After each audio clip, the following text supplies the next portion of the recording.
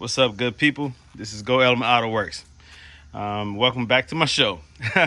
Now, you see here to my left is an SL500. This is my buddy's SL500, and he still has the ABC suspension. So I bought this a long time ago. That's why you see my Go Element Auto Works logo right there. And the reason why I'm working on it again is because the ABC suspension failed. I'll show you what it was that failed.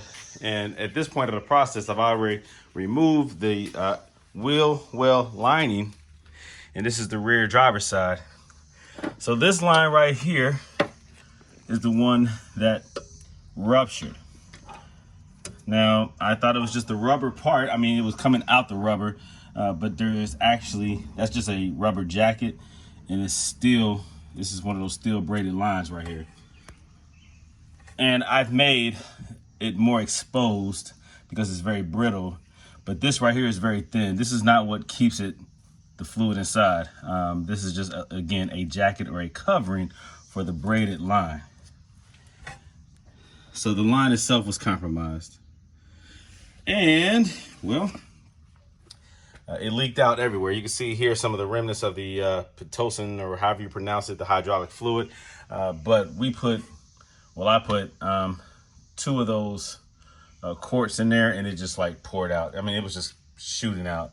So this obviously is a problem. Fortunately, he lives nearby, and I was able to get the car driven here with minimal damage. We have aftermarket wheels that I had put on here, some 20 by 10 and a halves like I like to do. And it caught up the front fender. It bent that up a little bit, but that had to be bent back. But it was just the fact that the suspension failed. It was dropped all the way as low as it could go. And it rubbed the whole way here. But I got it in the garage. Now, it just so happens, well, I ain't gonna say it just so happens, because when I first had this car, I had a failed line that I had to replace.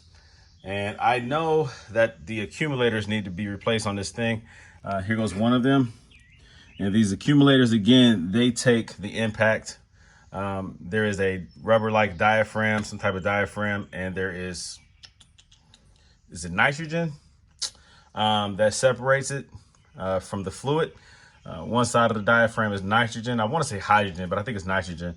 Nitrogen on one side, and there's obviously fluid on the other side. And that diaphragm, or that barrier, prevents it. Well, it actually causes like an absorption. Whenever you have high impact, it will absorb the bump, the impact, the shock, so that it doesn't rupture your lines, right? It protects the overpressuring of your system. And you have, I think, 3 of these throughout the system. One back here, one up there on the driver's side, and one on the passenger side, maybe midway or closer to the front. Anyways, I can't remember. But anyways, those all 3 need to be changed out. But my man doesn't want to put money into his system, and I keep trying to tell him to convert, stop playing.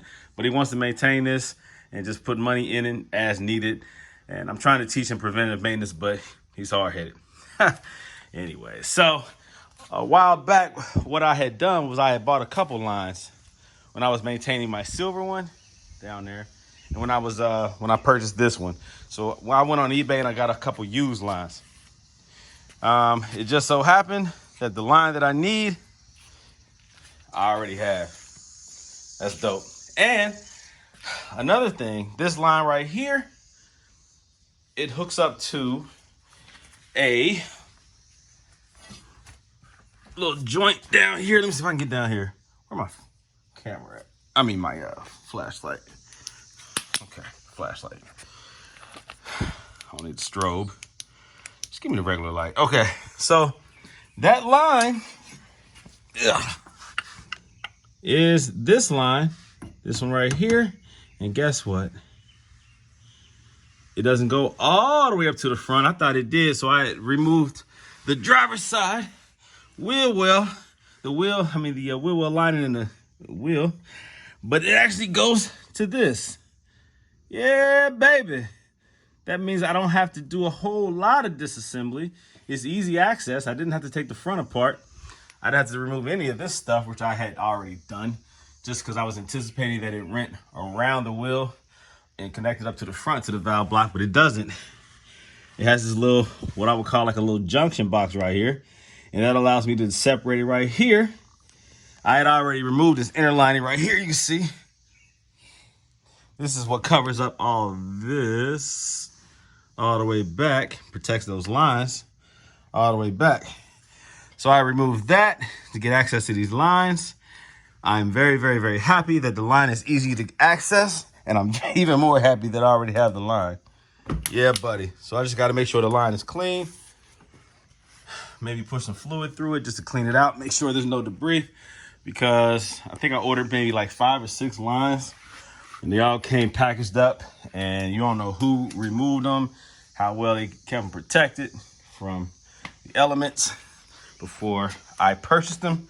So it's always best just to make sure they're clean, because anything that's in that line will eventually get caught or sucked into. I mean, it might make the filter all the way up to the front, but likely not. It'll probably get wedged into one of these little O-rings or seals or something that cause a problem later on down the road. But, you know, these lines rupture over time. That line is just what it is, man. It probably takes a beating, and it gave way. But like I said, I recommend removing that accumulator and replacing that as well. But you can't, you know, make people do what you think they should do. They just want to do temporary fixes and band-aids until the next thing pops or breaks. But that's my recommendation. If you're going to replace the line, make sure those accumulators are up to date. And you would know that a telltale sign of the accumulator is going bad is every time you hit a bump, the red warning light comes on just for a hot second, then it goes away. That typically is because the system is overpressurized and it's not, those accumulators are not doing what they're supposed to do. And so you get the ding. Everybody knows what that is if you own an SL and have had to do any kind of maintenance because of failure. Ding! That's a telltale sign. Big red ABC light. So what I'm going to do is I'm going to replace that line and fill it back up and cycle it over and over and over again. Try to get the air out of there. It's a closed system, but you have to cycle it, and that's called rodeo in it. Professionally, you hook it up to a system that pushes fluid in and sucks fluid out, cycles it, gets all the air out the system. Well, I don't have a rodeo system, so I'll bootleg it, make it go up and down and up and down and up and down and up and down. The air will escape, especially if you pull the little dipstick out, but you gotta leave the filter in because the fluid shoots up out of there. Pull the dipstick out and raise it and lower it, raise it and lower it. It'll have air in the system. It'll work its way out over time, but it will at least work, right? It will at least function. Oh, man. So back to the ABC suspension, right? Some people just never learn. Nah, I'm just playing. If you want to maintain it, cool, man. But this is what you got to do. Dang. I hate being bootleg, but it is what it is. If you want to fix it right the first time. Speaking of fixing it right the first time, I still have to decide what I'm going to do with this SL500 that still has the ABC suspension. And I know that that rear is leaning in the back, and if I replace the ABC tandem pump, I'm likely going to have to replace that rear strut too. And so I just don't know what to do yet. But I don't know. I'll figure that part out later. But right now, this video is about this 2003 SL500. And I'm bringing it back. It's been sitting in his driveway for almost a year, bro. Now, let me see, maybe 6 months. And it went down, I think, last summer. And so about a year, bro. This is crazy, crazy. I've been trying to tell him, like, man, get this thing swapped over, man. I'll do it. But he don't want to listen. So I'm going to put this work in. I'm going to charge him. And he's going to be real mad when it fails again. And he wasted the money that he's about to pay me for this when he could have just used that towards his coilovers. But it is what it is. Still my man. We homeboys. It's all good. I gave him a discount, but I ain't going to keep giving discounts now. This is a lot of work. But again, so what I did was, boy, this thing is taking a beating. Look at that hood. It needs to be wet sanded and brought back or repainted. That clear coat is severely damaged on here. Man, black absorbs heat. It will fry your clear coat if you don't keep this thing waxed, and better yet, keep it in house, like in storage or in the garage, like I do that one. Black is what it is, man. It's tough. The sun is tough on black. Interior needs some love. Has some torn seats.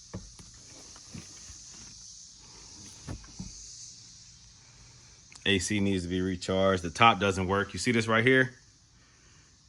That's another sign that you have a leak in your convertible top. One of the valves in the front, likely in the front, is leaking. It's like all welted, wilted, whatever. This right here is what that rubber does when that fluid sits on it too long. It just starts doing this, gets all wavy. Same thing on that side. That means that his top does not work. Last time we tried to get it to work, it got stuck in a position, and it took a few months to figure out how to get it back down. So that's another problem. You know, this car, when I had it, man, I had the top down. I had everything working, but that was a few years ago, maybe 2 years ago. And it hasn't been taken care of as well as when I had it. So this is the results. Some people would just scrap this car out. It has over 200,000 miles. But in the right hands, this car can be brought back to life. You just have to put the time and the money into it. I have pictures of this car with the top down. I'll add some to this video at the end. This was a nice car. And then with those wheels on it, it was a really nice car. But I was using it as a slider because I already had my silver one. And I was just using this one to go back and forth and just run around like quick errands. Just to, you know, feel good being in another SL. You can never have too much of a good thing, right? But these things are maintenance. I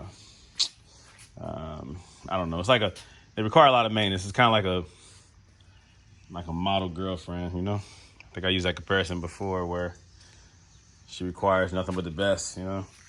And if you don't give her the best, then she'll fail you, meaning she'll peace out on you. Yeah, it is what it is. So I did the brakes on here, like the copper color, gold kind of copper. It doesn't really look good with that rusted brake rotor, but that's just when the car is sitting. That'll go away once you start driving this thing again. Yeah. What do you guys recommend regarding that top though? The convertible top not working. It has a leak again in the front, and I know I've seen tutorials, I guess, of people who have disassembled the top, removed the valve that leaks, drill a hole into it, pull the rod out of the strut, and replace the O-ring, because that's all it is. The O-rings go bad in here, especially if you leave these things outside. That heat, you know, the cold, the heat. Those O-rings just go over time. This does have 200,000 miles, over 200,000. And so it's seen as, it's been on the road, man. It's been driven heavy. So it's just over time. I mean, nothing lasts forever. So what do you guys recommend regarding that? How much does Mercedes charge to get access to those O-rings? Or they'll just say replace the whole, I guess, strut things or whatever, the valves. But I don't know. I don't know if it's worth it. I told him I think the car looks good with the top up. This is a beautiful coupe. You know, it's nice when the top works because that's what it was designed to do. But if the top doesn't work, I still think this is a nice car. It's a nice coupe, even with the top up. Tint those windows and just roll. But the suspension, though, this is a must. You have to fix this. So, yeah, that's what it is, guys. This right here failed. I already removed it from the actual valve block up here. Easy 17 millimeter. Kind of a, you know, tight, you know, area to get a wrench into, but, you know, got it done. Now I just have to remove this from this right here. It's like a bracket of some sort that's rubber that contains all of them, isolates them from each other so that they don't rub.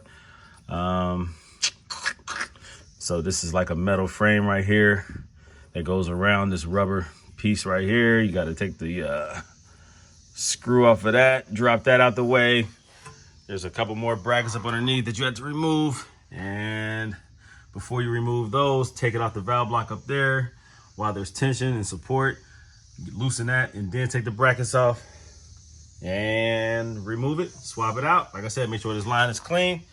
Put it back in its place. Now you have to put everything back together, the covers, and then you have to fill the car up with fluid, ABC fluid. I use this. Let me show you what I use. This is the cheapest stuff that you can buy, and it works. They finally made an economical fluid, Pentosan. They call it Pinto fluid. EHF, this is what I have used when I'm trying to maintain this system. And it works. It works. The same manufacturer of the real expensive stuff, right? So this is just a more economical, affordable fluid that they make. Since you go through so much of that in trying to maintain this system, I'm glad that they were kind enough and considerate enough to do that. So, all right, that's it. I'll probably stop at this point and then restart once I get this thing back up and running again. I'll be in touch. Let me pause the video for now. All right, so I'm back. Success, baby. I went on ahead and reassembled everything. I got the line replaced, and I put everything back up underneath, secured everything, made sure everything was tight and right. Put the covers on it, put the inner wheel well covers back together. Everything is right, everything is good. So when you first start the car up, I still had the red ABC light because the system was deactivated. The ABC suspension was deactivated, right? So I had to hook up my iCar Soft 2, MB2 right there, and I had to go into the ABC active body control feature, and I cleared the code. That turned the red light off, and because the system had enough fluid in it, I was able to activate that button and raise it up no problem. So now the ABC light is out, the system is up, the car is up all the way, it goes up and down no problem. You cycle that a couple times, up and down, up and down, up and down.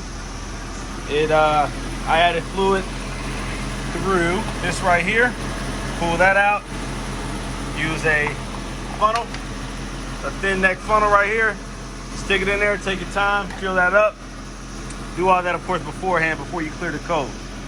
If you don't have that scanner, you gotta have some type of higher tech scanner than a basic OBD2 scanner. You gotta have something specific for the Mercedes where it can go into the system, read the modules, and clear out the code. If you don't have that or something similar to that, then you will not be able to reactivate that ABC properly. You might be able to pull the fuse, but it's a hit or miss. It's better to have the right equipment. So go ahead and get that together.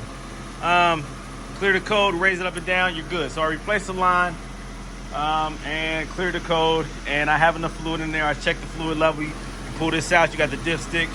Make sure the fluid is right while it's running. When it's turned off, it backfills into here, and it doesn't give you an accurate reading. So you have to check it while it's running.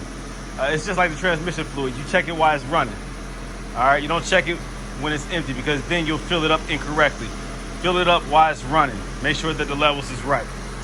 So that's good to go. The AC was low. When I got the car back started, the AC was, well, not back started. It never was not running. The ABC was out, but I noticed that it was blowing hot air. The car's been sitting, like I said, for about a year. Because of that, for whatever reason, he has probably a small AC leak, a small Freon leak.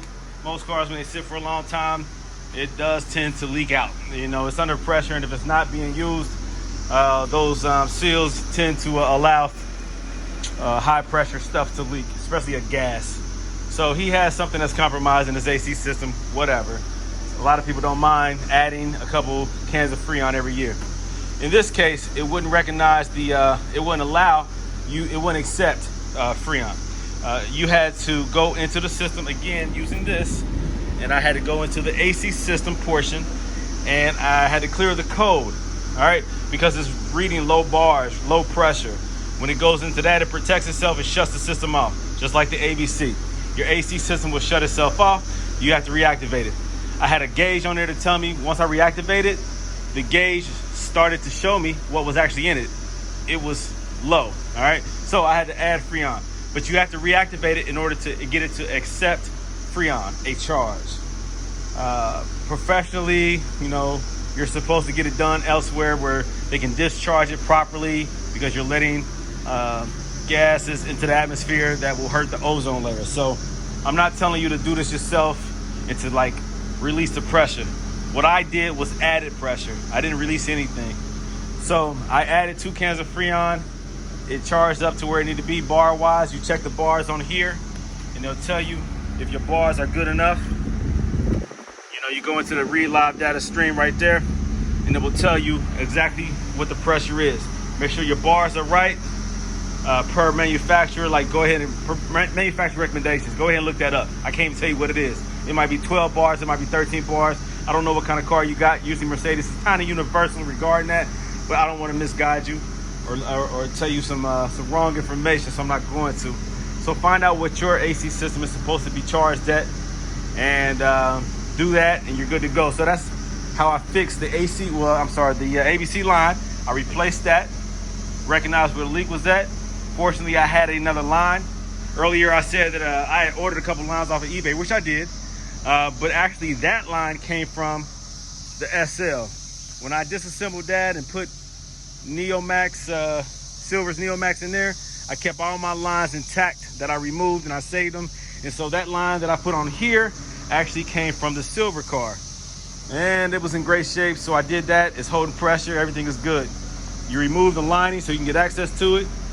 You unbolt it, I guess, from the valve block and all the supports and brackets that hold it in place. You got to weed the line through. Take your time, keep everything clean, drop everything out the way, throw another one in, put everything back. Go through the procedure of adding fluid. Make sure you don't add too much, because it will backfill and overflow when you turn the car off.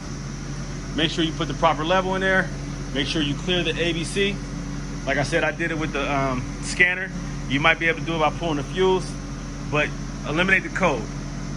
Clear the code. It reactivates the ABC. It goes back up to level, and we're good to go. So the system works now. I can raise it and lower it. Also, like I said, I recognized that the AC was off or turned off and due to low pressure, and I charged that up. So those are the procedures. That's what I did with his car. He has no idea that I fixed it. He's going to be so happy when I drive this over to him. Like I said, it's been sitting in his driveway for a year. You can see the condition of it. You can see that they didn't cut grass and everything around it. It's got bird doodle that's been sitting on there probably for a year. It's got dead locusts and cicadas or whatever. He has a little bumper damage here just from it sitting in his driveway. Somebody backed into it. You know, these cars are too nice to be having sitting around like that. Even though this car has, let me look at the mileage. Let me see.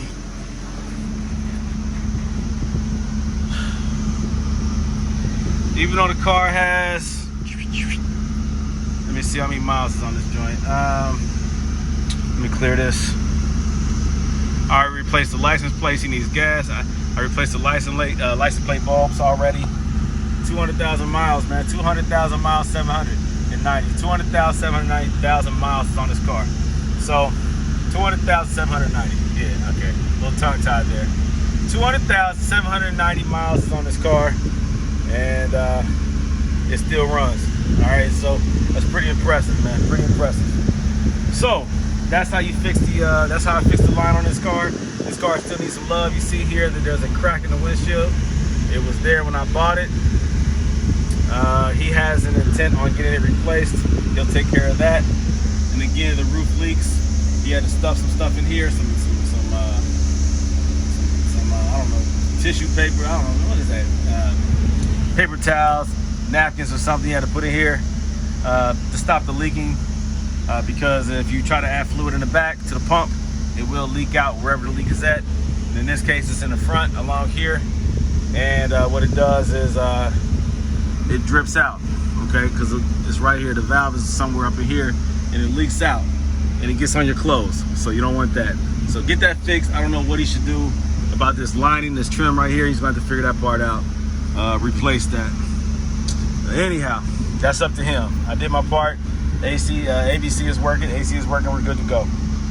So until later on, I'll make another video about probably the next problem that he has, or if he decides to swap over to my recommendation, the Silver's Neomax coilovers, then we'll go forward with that. Until then, I'll talk to you later with another video. Again, like, share, and subscribe. Show our brother some love. Until then, go Element Auto Works. I'm out.